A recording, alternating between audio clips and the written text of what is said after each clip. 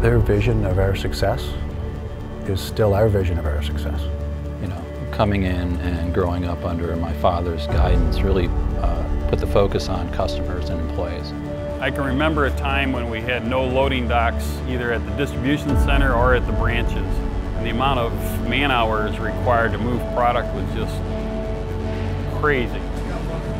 It's a culture manifesting itself as helping customers, and that's part of our DNA. That's the stuff I learned from my father-in-law Randy and my grandfather-in-law Mark. You know, put the ego aside, we're here to serve. It's about them, it's not about us.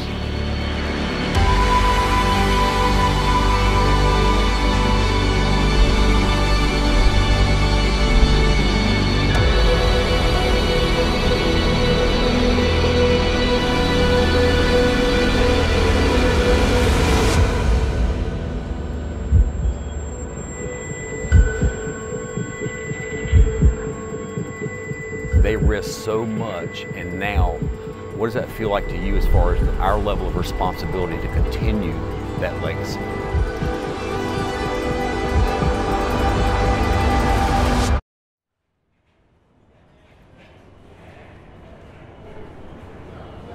Well, the company started from my grandfather. He was a union electrician and would do side jobs on the weekend installing electrical services for neighbors. And he didn't have a local source for supplies, so he'd have to drive downtown to Chicago. He lived in the suburbs of Chicago. He'd drive downtown, pick up supplies, bring them back, put them in his garage. He also had buddies that would do the same type of thing. They would do side jobs, and they found out that he had supplies for electrical supplies in his garage, and when they needed product, they would come over and buy it from him. After a while, it ended up he was making more money by selling them supplies out of the garage than he was actually doing the side jobs, and that's where the company started.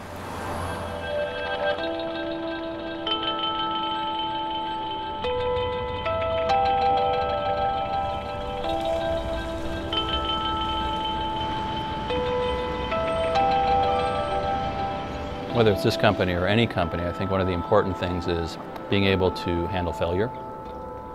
You know, being able to deal with failure, and if you do fail, make sure that you fail fast and that you learn from that.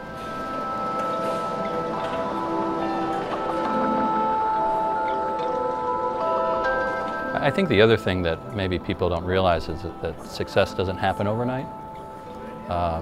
You have to work at it, and every day. So the approach we take is that every day we try to get a little bit better than we were the day before. But if you think it's going to happen overnight, you'll probably be disappointed.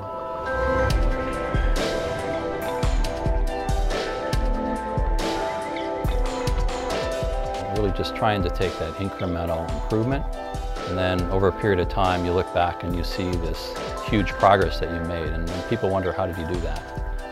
And it's really just a game of inches. And I think that approach, and having our staff focused on that approach, has really resulted in the success.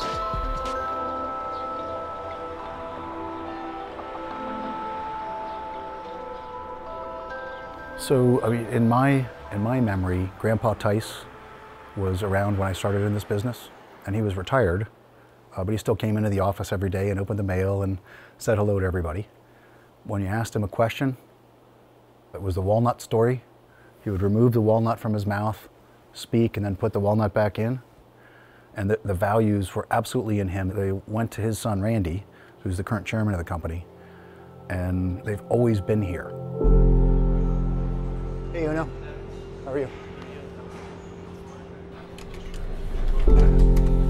Managers manage process, leaders lead people, and we're leaders. So the people come first, and doing the right thing comes first. And lots of other good things happen when you do that. You know, disaster brings out the best or worst in people. We had a disaster here 6 weeks ago. We had a pipe burst in our sprinkler system in the distribution center, and we flooded 70,000 square feet of this building. It's 3 stories tall. It went from the 3rd floor to the 2nd floor to the 1st floor, and it rained internally in this building. In the garage. The water's all draining towards the elevator. Look at the water moving this way. It's all draining towards that elevator. That's going to be a major problem.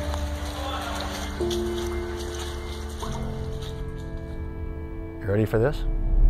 No customer missed an order. No truck didn't get out on time, and our people cleaned up and took care of customers back home. And people just kept on showing up and saying, okay, put me to work. And in 48 hours, the largest disaster in my career at APR was mitigated. So our mission is to create enthusiastic customers. Our internal mission is to create enthusiastic teammates, meaning we all support each other. So growth, prosperity, people first, those are the enduring qualities of the giants. I didn't start there, I learned that from them.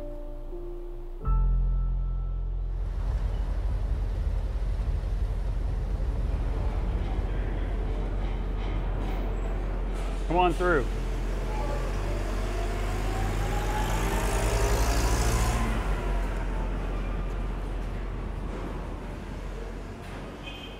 Our previous warehouse was a 3-story, 100-year-old building with wooden blocks that looked like bricks, covered all the concrete floors. And the dirt stuck in those blocks was just phenomenal. You couldn't imagine. Grandpa was quite a character. He had kind of a bigger than life personality, and but always made sure that we were understanding that the most important thing we can do is have good people, and good people would take care of the customers.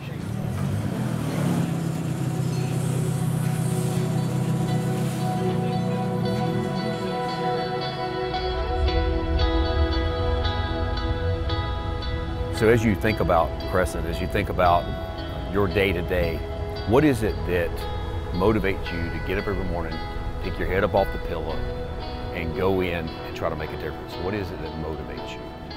I really want our people to know that we care for them. We want them to be comfortable, and I really think it's what Dad and Grandpa instilled upon us. That's what we're building from. Because really, at the end of the day, if we're not providing for the people, then why are we doing this?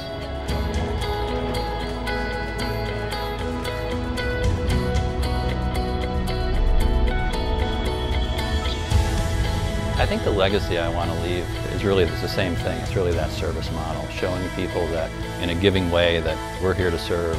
It's about them, it's not about us. It goes to the roots of our culture and who we are and taking care of customers, and every person's a part of that.